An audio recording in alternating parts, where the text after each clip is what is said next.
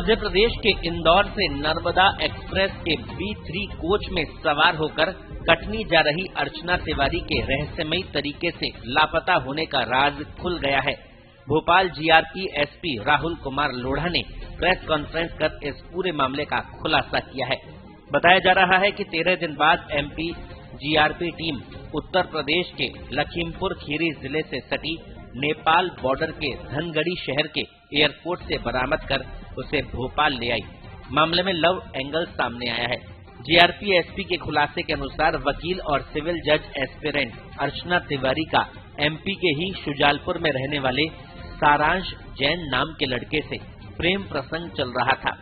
सारांश इंदौर की एक कंपनी में काम करता था। दोनों की मुलाकात 1 जनवरी को ट्रेन में हुई थी, जिसके बाद से दोनों के बीच बातचीत होने लगी, जो देखते ही देखते प्यार में बदल गई।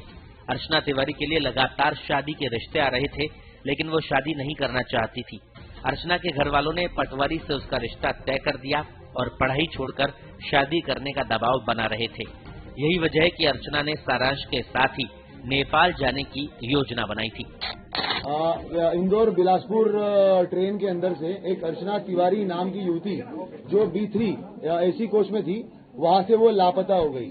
जब से मिसिंग रिपोर्ट कायम हुई है, उसी दिन से हम लोग जो है वो उस लड़की को ढूंढ रहे हैं, मगर उसके बावजूद जो है लगभग 10 से 11-12 दिन तक हम लोगों को वो ढूंढने के बाद में आज फाइनली नेपाल बॉर्डर से लड़की को बरामद किया गया है। मामला कुछ इस प्रकार है कि अर्चना तिवारी नामक लड़की जो है ये कटनी की रहने वाली है। वहां से उसने अपना ग्रेजुएशन कंप्लीट किया हुआ है। वहां पर ये जो है वो स्टूडेंट छात्रा नेता छात्रा वगैरह भी रही हुई है एनएसयूआई से।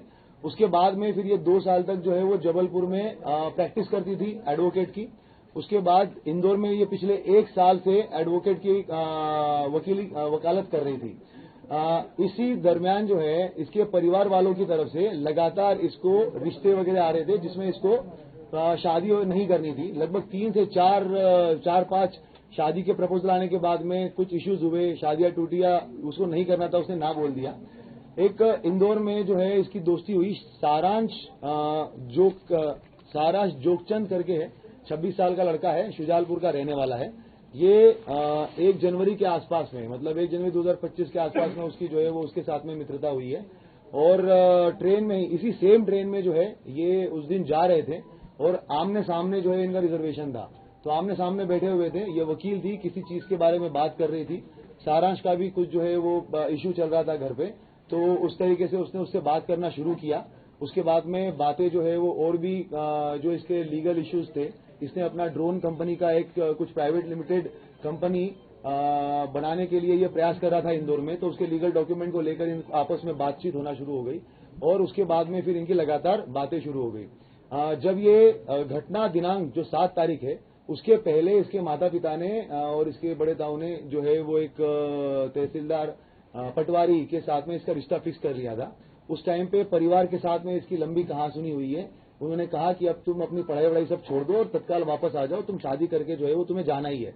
अब की बार जो है वो तुम मना नहीं करोगी और तुम्हारा जो पढ़ाई लिखाई, वो कौटिल्य एकेडमी में इंदौर में पढ़ाई लिखाई कर रही थी लड़की जो है वो, साथ में वकालत कर रही थी, तो करियर खत्म करके अब तुम्हें सिर्फ जो है वो शादी करनी है।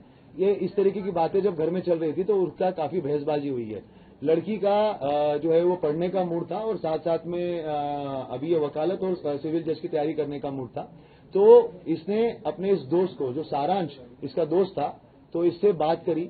6 तारीख को ये हरदा में एक केस के सिलसिले में गई थी, हरदा के आसपास में। वहीं पे ढाबे पे बैठ के एक तेजिंदर करके है, तेजिंदर सिंह और सारांश और लड़की, इन तीनों की बैठ के बात हुई। वहां पे इन लोगों ने प्लान किया कि किस तरीके से जो है अगर हम लोग मतलब बेसिकली ये छोड़ के भाग जाना है।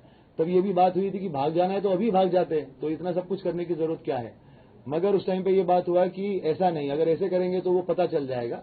ये जो इंदौर बिलासपुर ट्रेन जा रही है वहां पे हम बैठेंगे, चलती ट्रेन में से अगर चले जाएंगे तो बहुत सारी हो सकता है कि मिसिंग पर्सन रिपोर्ट कायम होगा। मिसिंग, क्योंकि वो खुद भी एडवोकेट थी, वो ये जानती थी कि भाई जीआरपी में मामला कायम होगा और वहां पर बहुत ज्यादा ये मिसिंग पर्सन वगैरह जो है वो ऐसे होते रहते हैं, तो हो सकता है कि वो मामला जो है वो ऐसे ही निकल जाए और उसके बाद में हम लोग जो है वो अपनी अलग आइडेंटिटी से अपनी अगली लाइफ स्टार्ट कर, मतलब मैं अपनी अगली लाइफ स्टार्ट कर लूंगी। देश दुनिया की ताज़ा खबरें और वीडियोस के लिए अभी डाउनलोड करें पत्रिका ऐप।